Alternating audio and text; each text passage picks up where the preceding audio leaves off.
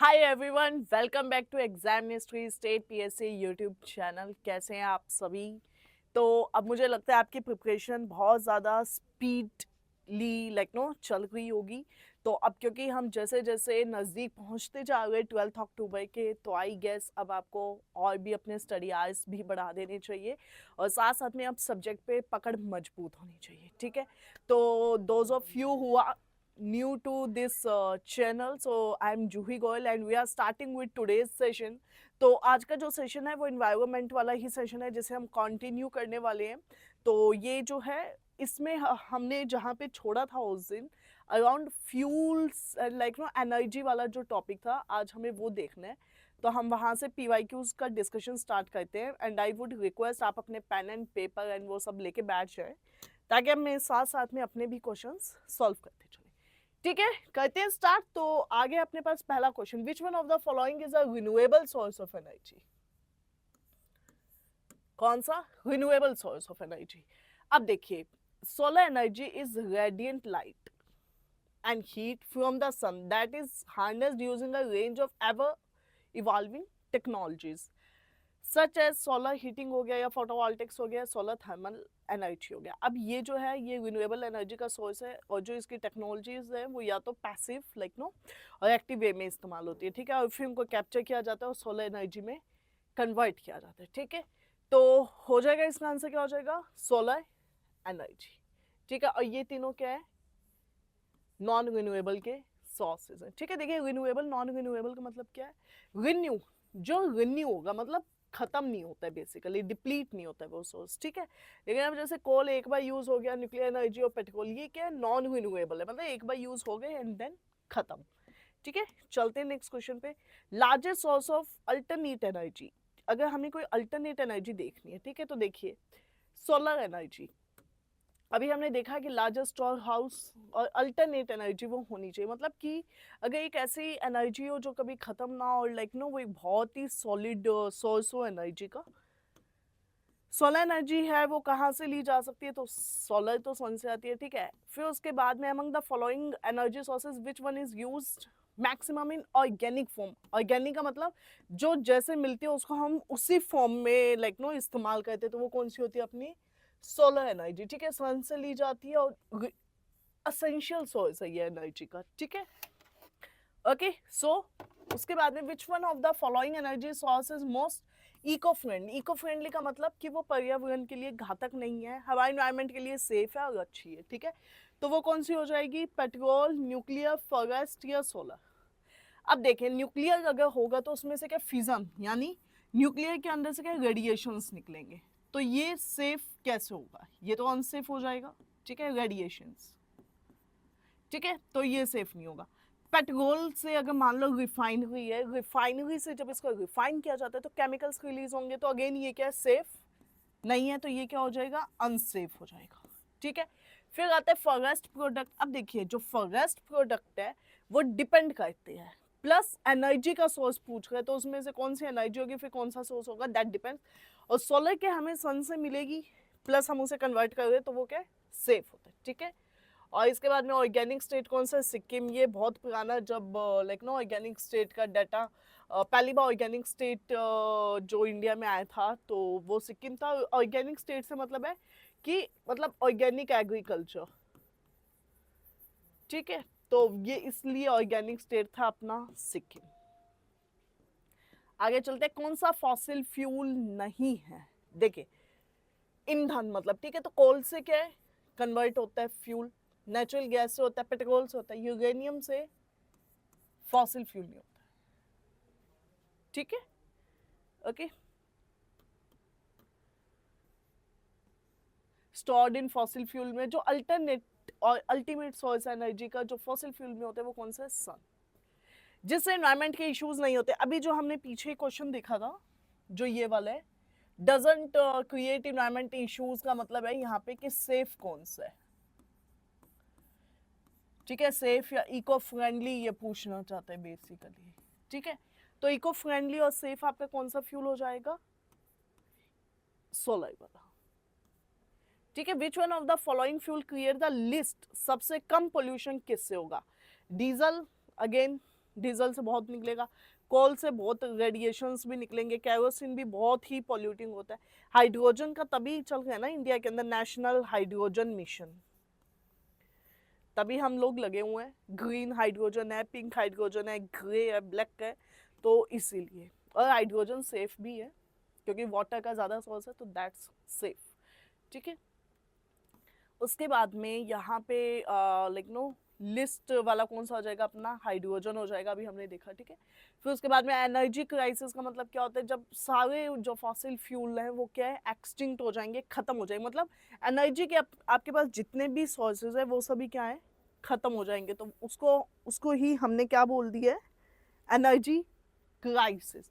ठीक है, मतलब कि बेसिकली क्या है, क्राइसिस आ गया है। ठीक है, फाइन, चले।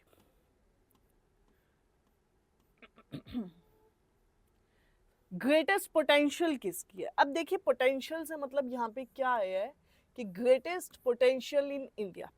सबसे पहले हमें एक बात समझनी होगी कि जो इंडिया है, ठीक है, मान लेते ये इंडिया है,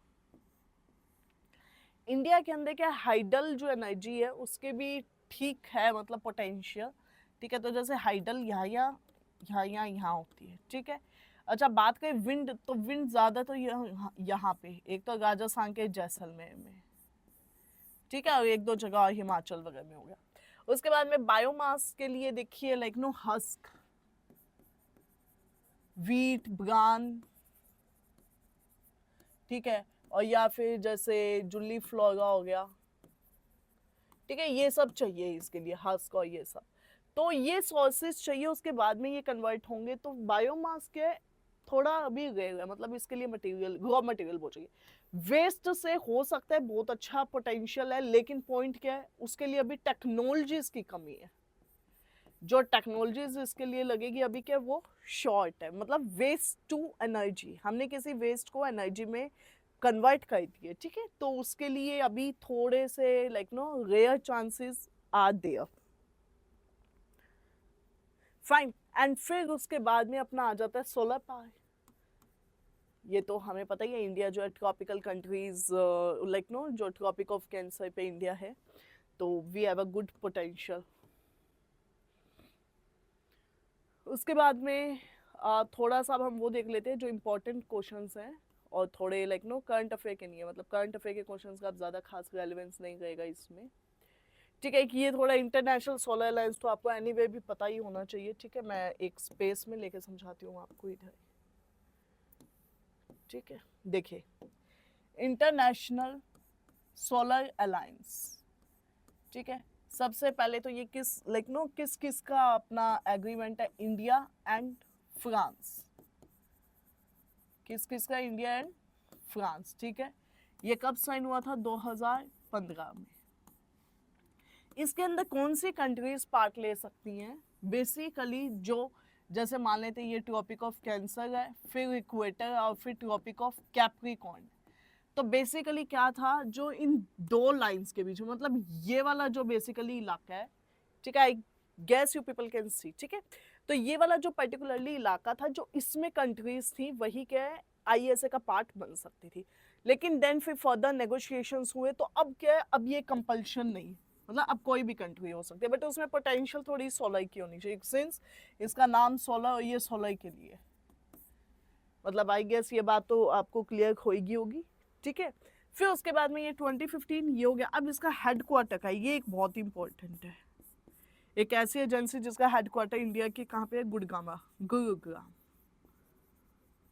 ठीक है, ये आपको क्या है पता होना चाहिए, ये स्टार मार्क इंपॉर्टेंट है। ठीक है, कंट्रीज कौन कौन सी है, यू शुड नो। उसके बाद में कब बना था, ईयर का you should have a rough idea at least, मतलब थोड़ा थोड़ा पता होना चाहिए क्योंकि ये आता है। ठीक है, चलते आगे। तो चलिए थोड़ा सा देख लेते हैं आईएसए के बारे में भी। ठीक है, सबसे पहले ये देखिए क्वेश्चन आ गया कि कहाँ पे सेक्रेटरीट है किसका, इंटरनेशनल सोलर अलायंस का। अभी देखा हमने पेरिस, न्यूयॉर्क, गुरुग्राम। ठीक है, गुड़गामा हो जाएगा। चलिए आगे। सीएनजी का सबसे इंपॉर्टेंट जो कंपोनेंट होता है वो क्या होता है, मिथेन होता है। ठीक है, सीएनजी का क्या होता है, मिथेन होता है। और मिथेन के बारे में आपको याद भी होगा, मैंने एक दो चीजें बताई थी। मिथेन एक तो पैडी फील्ड, ठीक है, जो चावल के फील्ड होते हैं, वेटलैंड्स। ठीक है, इनसे रिलीज होते हैं। तो ये थोड़ा सा महत्वपूर्ण है यहाँ पे ध्यान रखना। ठीक है, किस किस से, एक तो जो आपका लाइक नो पैडी फील्ड्स होता है और एक जो वेटलैंड्स होता है उससे क्या रिलीज होता है, मीथेन रिलीज होता है। ठीक है, चलिए उसके बाद में बायोडीजल ग्रीन फ्यूल कौन कौन सा होता है, ये इंपॉर्टेंट। ये इंटरनेशनल सोलर अलायंस, ठीक है, पहला समिट का था दिल्ली में, फाइन। सीएनजी का हो ही गया, ये हो गया। उसके बाद में इंटरनेशनल सोलर अलायंस ने अभी पैक्ट किया था, ये उस टाइम का, तो that can be like know left. ये वाला जो है ये उस टाइम के करंट अफेयर में था। ठीक है, 2019 का ये लाइक याद था मुझे, तो ठीक है, ऐसे क्वेश्चंस आते हैं, सिंगल लाइन है। ठीक, चलिए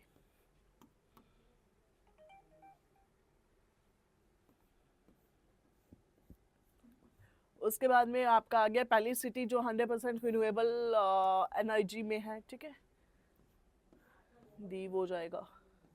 अब ये आपके थोड़े से क्वेश्चन आए, मतलब आप ये वाला क्वेश्चन देख सकते हैं कितनी बार आया है ये वाला क्वेश्चन। यूटी जो 100% सोलर एनर्जी पे चलती है वो कौन सी है, दीव। ये क्वेश्चन आप खुद देखिए कितनी बार आ चुके हैं। ठीक है, तो ये थोड़ा सा इंपॉर्टेंट है।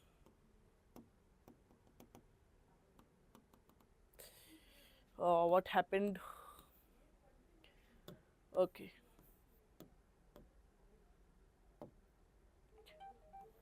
All right.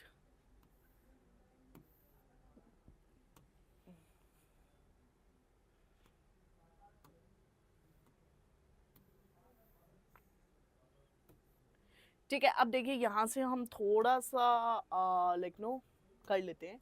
International solar alliance was launched at UNCCC in 2015। Alliance include all member countries. देखिए सबसे पहले तो ये बात गलत है, ऑल मेंबर कंट्रीज, ठीक है, ये नहीं है। उसके बाद में पहला स्टेटमेंट सही है, 2015 मैंने आपको बताया भी था अभी। ठीक है, और इंटरनेशनल सोलर अलायंस जो है कॉमन प्लेटफॉर्म है किसके लिए, सनरिच जो कंट्रीज हैं उनके आपस में कॉपरेशन के लिए, जो कि किसके बीच में, tropic of cancer and Capricorn के बीच में। ठीक, ये वाले जो क्वेश्चंस हैं इनको आप छोड़ सकते हैं थोड़ा सा। एक ये क्वेश्चन इंपॉर्टेंट है, ये देख लेते हैं। ठीक है, क्वेश्चन में क्या है कि इनकरेक्ट किसके लिए, कंपोस्ट। ठीक है, पहले सबसे पहले क्या कंपोस्ट क्या होता है हम वो देख लेते हैं। जैसे मान लेते हैं किचन होता है अपना, ठीक है, तो जो किचन होता है उसका क्या होता है, वेस्ट होता है। किचन का क्या होता है, वेस्ट होता है। ठीक है, या फिर लाइक नो जैसे और क्या ले सकते हैं अपने इसमें, जैसे गार्डन होते हैं। ठीक है, तो गार्डन के अंदर ड्राई लीव्स होती हैं जैसे। ठीक है, तो ये हो गया। तो ये दोनों सोर्स क्या होते हैं, अब काम आते हैं कंपोस्ट में। ठीक है, तो इसमें बेसिकली क्या किया जाता है, इन्होंने कहा कि बायोडिग्रेडेबल वेस्ट डिकम्पोज किया जाता है। ये बात बिल्कुल सही है। क्या ये ऑर्गेनिक मैटर और न्यूट्रिएंट में रिच होता है, बिल्कुल सही है। जो प्रोसेस होता है ये स्लो डाउन हो जाता है, ठीक है, चलो मान लेते हैं एक बार के लिए।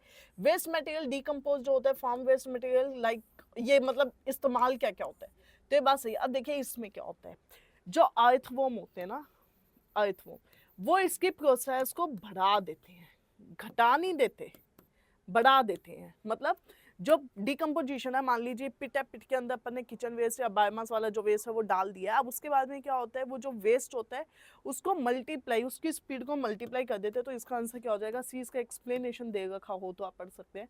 वर्म कंपोस्टिंग, और ये स्पीड कर देते हैं प्रोसेस को। ठीक है, बस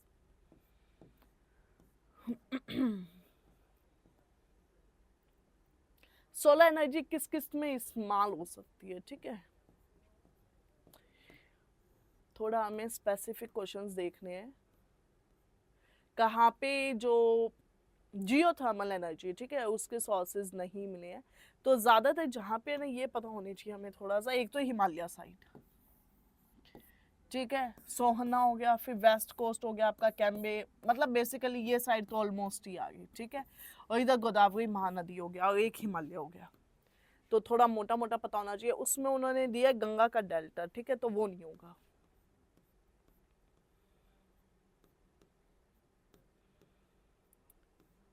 ओके, तो इसके साथ में हमने एक चैप्टर फिनिश कर लिया अपना।